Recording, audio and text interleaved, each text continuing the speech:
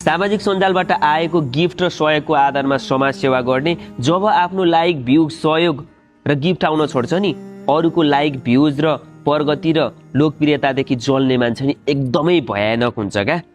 कसैको साथ दिए जस्तो गरेर, कसैको पक्षमा बोलिदिएको जस्तो गरेर, मान्छेलाई इमोसनल ब्ल्याकमेल गरेर, मेनुप्लेट गरेर कसैको बनिरहेको घरमा आगो झोस्ने काम गर्छ क्या त्यस्तो मान्छेले।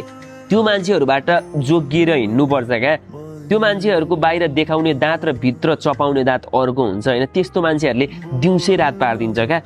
कसैको पक्षमा बोलिदिएको जस्तो गरेर, कसैलाई सम्झाएको जस्तो गरेर, बुझाएको जस्तो गरेर होइन, आफ्नो स्वार्थको लागि खाडल खनिरहेको हुन्छ क्या त्यस्तो मान्छेहरू। लाज लाग्छ हो त्यस्तो मान्छेहरूलाई देखेर म त। जबकि कसैको परिवार खुसीका साथ बसिरहेको छ, कसैको परिवार सबै कुरो ठिक छ होइन, हुँदै नभएको सम्बन्धलाई शङ्का उत्पन्न गराइदिएर, मान्छेको मनमा डर पैदा गराइदिएर होइन आगो झोस्ने काम गर्छ क्या।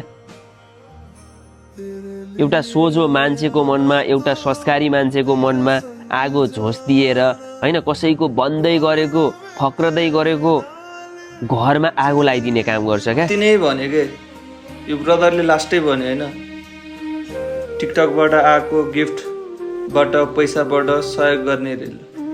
तिमीले नि गरेर देखाउनु त यार, सक्छौ। उहाँले त टिकटकबाट पैसा कलेक्सन गरेर सहयोग गर्नुभएको छ, तिमी सक्छौ होइन।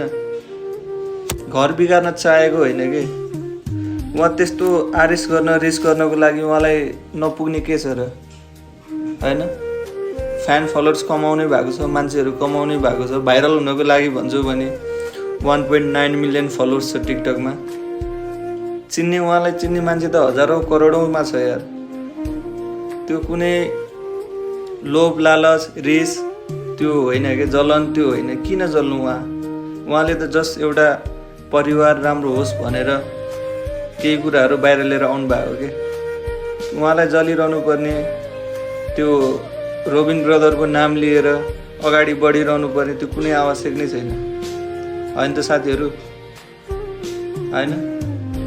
बुझ्नु छैन, जान्नु छैन, यत्तिकै सामाजिक सञ्जालमा आएर बोलिदिएको छ, आगो लाउने झोस्ने रेल।